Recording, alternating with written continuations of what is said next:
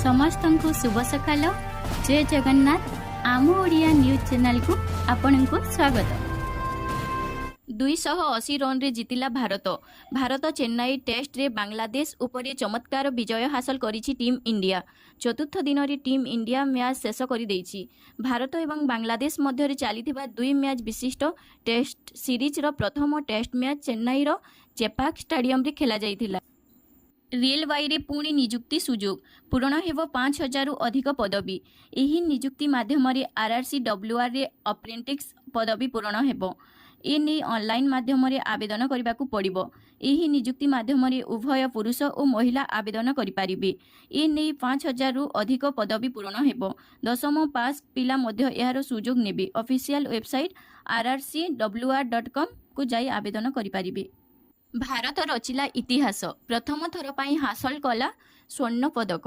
भारतीय चेस खेलाली D Gukesh chess Olympiad 2024 रे इतिहास रचिछंती। से फाइनल मैच रे चमत्कार खेली भारत पाई स्वर्ण जीतिछंती।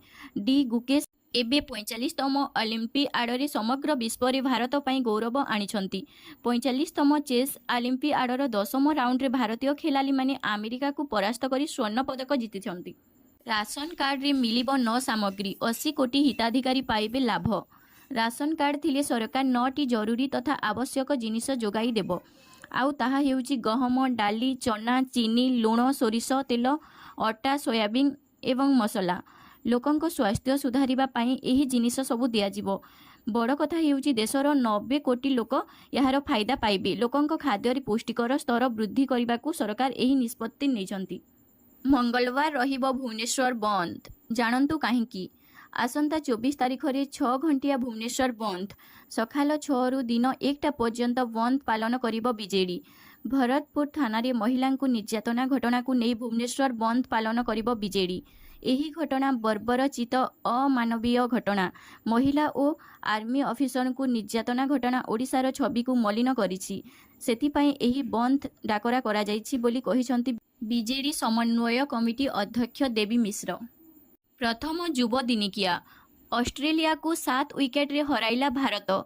पुडुचेरी रे शनिवार खेला जाइथिबा प्रथम युव दिनिकिया मैच रे भारतीय 19 वर्ष रु कम टीम 7 विकेट रे ऑस्ट्रेलिया को हराई 3 मैच विशिष्ट सीरीज रे 1-0 रे अग्रणी लाभ करिछि। ऑस्ट्रेलिया 19 वर्ष रु कम टीम मात्र 184 रन रे ऑल आउट होइथिला। लक्ष्यर पीछा करुथबा भारत 36 ओवर रे 3 विकेट हराई लक्ष्य हासिल करि नेछि। पुणी लज्जा। मार्केट आसीथिबा बेले सान भौणी को गणबलात्कार, बड़ भौणी को असदाचरण। सुंदरगढ़ जिला राउरकेला रे पुणी एक लज्जाकर घटना घटिछि। सान भौणी को गणबलात्कार करा जाइथिबा बेले बड़ भौणी को असदाचरण करा जाइथिबा अभियोग होइछि। बलात्कार शिकार होइथिबा सानंक बयस 8 वर्ष एवं बड़ंक बयस 12 वर्ष। 2 भौणी मिसी चपल किनिबाकू मार्केट आसीथिले। एही समय रे राउरकेला प्लाट साइट थाना अंचलर एक अंधारिया रास्ता 5 रु 6 जन दुर्वृत्त एही अमानसिक कांड घटाइथिबा अभियोग होइछि। सावधान। एही भूल थिले मिलिबनी सुभद्रा टंका। रेजिस्ट्रेशन समय रे रुहंतु सतर्क। तेबे सेही भूल गुड़िक हेउछि प्रथमे आपणकर आधार कार्ड काम करुथिबा दरकार। आपणक आधार कार्ड सह बैंक अकाउंट एवं फोन नंबर लिंक होइतिबा आवश्यक। बैंक खाता रे डीबीटी रो सुविधा थिबा दरकार। डीबीटी रो माने हेउछि गोटिए बैंक रु अन्य बैंक को सीधा सलख भाव में टंका नेबा आनिबा हेबार प्रक्रिया। यह व्यतीत जेतेबेले पंजीकरण फॉर्म रे आपणकर अकाउंट नंबर लेखुचंती सेही नंबरटी आपणको ठीक भाव में लेखिबाकू पड़िबो। लोकंक सेवा पाई निज घर दान कले मान्यवर मुख्यमंत्री मोहन माझी। मुख्यमंत्री मोहन माझी अनन्य उदाहरण। लोकंक पाई निज घर दान कले मुख्यमंत्री मोहन माझी। केन्दुझर स्थित मंडुआ बासभवन को जनसाधारण हित निमंते उत्सर्ग कले मुख्यमंत्री। एणिकी अभियोग प्रकोष्ठ हेब मोहन बासभवन। सप्ताह को 6 दिन खोलिब अभियोग प्रकोष्ठ। वर्ज्यवस्तु परिचालनार अव्यवस्था को नहीं बुल्ला भीमसार को 11 लाख टंका फाइन। वर्ज्यवस्तु परिचालन रे अव्यवस्था को नहीं बुल्ला भीमसार को 11 लाख टंका फाइन करिछि केंद्रीय प्रदूषण नियंत्रण बोर्ड। दंड अर्थ 15 दिन मध्य पैठ न कले जातीय ग्रीन ट्रिब्यूनाल निर्देश अनुଯାयी आवश्यक कार्यानुष्ठान नियाजिबो बोली चेताई दिया जाइछि। प्रत्याशा राय पाइबे 32तम एकलव्य पुरस्कार विजेता। ओडिशा क्रीडारे एक अनन्य कृतित्व ପାଇଁ आंतर्जातीय ख्यातिसंपन्न ସନ୍ତରଣକାରୀ ପ୍ରତ୍ୟାଶା ରାୟ 2024 ମସିହାର ସମ୍ମାନଜନକ ଏକଲବ୍ୟ ପୁରସ୍କାର ପାଇବାକୁ ଯୋଗ୍ୟ ବିବେଚିତ ହୋଇଛନ୍ତି। ଆଜି ଅନୁଷ୍ଠିତ ଏକଲବ୍ୟ ପୁରସ୍କାର ଜୁରି କମିଟି ବୈଠକରେ ସର୍ବସମ୍ମତିକ୍ରମେ ତାଙ୍କୁ 32ତମ ଏକଲବ୍ୟ ପୁରସ୍କାର ବିଜେତା ଘୋଷଣା କରାଯାଇଛି। ଇରାନ କୋଇଲା ଖଣିରେ ବିସ୍ଫୋରଣ 51 ମୃତ।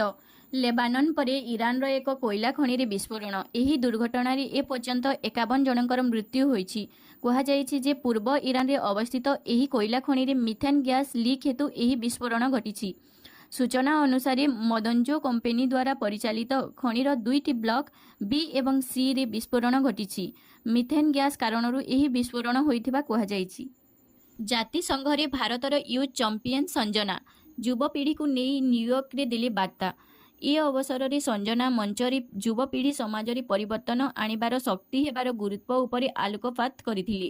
ସେ କହିଥିଲେ, ଆମେ କେବଳ ପରିବର୍ତ୍ତନର ଟେବଲରେ ଏକ ସ୍ଥାନ ମାଗୁଛୁ, ନିଯୁକ୍ତିର ବାସ୍ତବ ସୁଯୋଗ ମାଗୁଛୁ। ତାହା ଘରୋଇ ହେଉ ବା ସରକାରରେ, ଜାତିସଂଘରେ ହେଉ ବା ଏକାଡେମୀରେ ହେଉ। ଆମେ କେବଳ ଚାହୁଁଛୁ ଆମ ସ୍ୱରକୁ ଶୁଣାଯାଉ, କାରଣ ଆମେ ଓ ଆମ ସ୍ୱର ଗୁରୁତ୍ୱପୂର୍ଣ୍ଣ। ଆମେ ପୃଥିବୀରେ ଯାହା ଦେଖିବାକୁ ଇଚ୍ଛା କରୁଛୁ ସେହି ପରିବର୍ତ୍ତନର ସୁଯୋଗ ଆମକୁ ମିଳୁ, ଆମେ କେବଳ ତାହା ମାଗୁଛୁ। କେବଳ 2ଟି ଟିକା ଓ ଏଚ୍ଆଇଭିରୁ ସବୁଦିନ ପାଇଁ ମୁକ୍ତି।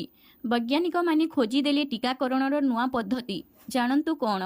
ସାରା ବିଶ୍ୱରେ ଏଚ୍ଆଇଭିର ଚିକିତ୍ସା ପାଇଁ ଅନେକ ଆବିଷ୍କାର କରାଯାଇଛି, କିନ୍ତୁ ଏହାର ସଫଳ ଚିକିତ୍ସା ମିଳିପାରି ନାହିଁ।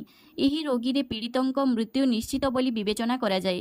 କିନ୍ତୁ MITର ଅନୁସନ୍ଧାନ ପରେ ଏହି ଧାରଣା ପରିବର୍ତ୍ତନ ହେବାକୁ ଯାଉଛି। ନିକଟରେ MIT ଅନୁସନ୍ଧାନକାରୀମାନେ ଏକ ଟିକା ତିଆରି କରିଛନ୍ତି, ଯାହାକି ଏଡ୍ସ ରୋଗୀଙ୍କ ପାଇଁ ଲାଭଦାୟକ ପ୍ରମାଣିତ ହେବ। ଗବେଷକମାନେ ଟିକାର 2ଟି ଡୋଜ୍ ପ୍ରସ୍ତୁତ କରିଛନ୍ତି, ଯାହା ଏଚ୍ଆଇଭିକୁ ଶେଷ କରିବ ବୋଲି ଦାବି କରାଯାଇଛି।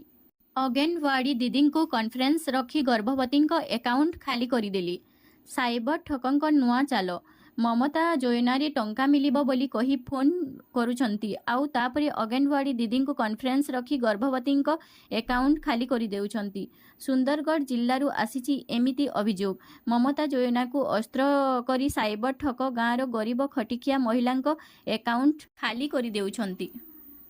କ୍ୱାଡ୍ ଶିଖର ସମ୍ମିଳନୀରେ ଉଠିଲା ଅନେକ ପ୍ରସଙ୍ଗ। ଜାଣନ୍ତୁ ସେହି ପ୍ରସଙ୍ଗଗୁଡ଼ିକ। 3 ଦିନିଆ ଆମେରିକା ଗସ୍ତରେ ଯାଇଥିବା ପ୍ରଧାନମନ୍ତ୍ରୀ ଭାରତର ନରେନ୍ଦ୍ର ମୋଦି କ୍ୱାଡ୍ ଶିଖର ସମ୍ମିଳନୀରେ ସାମିଲ ହୋଇଛନ୍ତି। ଉକ୍ତ ବୈଠକରେ ଅନେକ ପ୍ରସଙ୍ଗ ଉପରେ ଆଲୋଚନା ହୋଇଛି। ଏଥିରେ ସ୍ୱାସ୍ଥ୍ୟ, ଶିକ୍ଷା, ଜଳବାୟୁ ପରିବର୍ତ୍ତନ ଉପରେ ଗୁରୁତ୍ୱାରୋପ କରାଯାଇଛି। ଜାତିସଂଘର ସୁରକ୍ଷା ପରିଷଦରେ ସଂସ୍କାର ଆଣିବାକୁ 4 ଦେଶ ଆମେରିକା, ଅଷ୍ଟ୍ରେଲିଆ, ଜାପାନ ଏବଂ ଭାରତ ସହମତି ଦେଇଛନ୍ତି। ମଲୟାଲମ ଚଳଚ୍ଚିତ୍ରରେ ଓଡ଼ିଶୀ ଗୀତ। ଚଳଚ୍ଚିତ୍ର ନିର୍ମାଣ କ୍ଷେତ୍ରରେ ଦେଶର ଅଗ୍ରଗଣ୍ୟ ରାଜ୍ୟଗୁଡ଼ିକ ମଧ୍ୟରେ କେରଳ ଅନ୍ୟତମ। ଦକ୍ଷିଣ ଭାରତୀୟ ଚଳଚ୍ଚିତ୍ର ଶିଳ୍ପରେ ମଲୟାଲୀ ସିନେମାର ଢେର ପ୍ରାଧାନ୍ୟ ରହିଛି। ବାସ୍ତବଧର୍ମୀ ଓ ନୂଆ ସ୍ୱାଦର ଚଳଚ୍ଚିତ୍ର ନିର୍ମାଣ ପାଇଁ କେରଳୀ ନିର୍ମାତା ନିର୍ଦ୍ଦେଶକମାନେ ସଦାବେଳେ ପରୀକ୍ଷା ନିରୀକ୍ଷା ଚଳାଇଥାନ୍ତି। କିନ୍ତୁ କୌତୂହଳର କଥା ଯେ ମଲୟାଲମ ଚଳଚ୍ଚିତ୍ର ଜଗତର ଜଣେ ନାମକରା ନିର୍ଦ୍ଦେଶକ 2013 ମସିହା ମେ ମାସରେ ମୁକ୍ତିଲାଭ କରିଥିବା ତାଙ୍କର ଏକ ଚଳଚ୍ଚିତ୍ରରେ ପାରମ୍ପରିକ ଓଡ଼ିଶୀ ସଙ୍ଗୀତକୁ ସ୍ଥାନ ଦେଇଥିଲେ। ଶାହରୁଖ ଖାନଙ୍କ ଫିଲ୍ମ ଭିର୍ ଜାରା ପୁଣି ରିଲିଜ୍।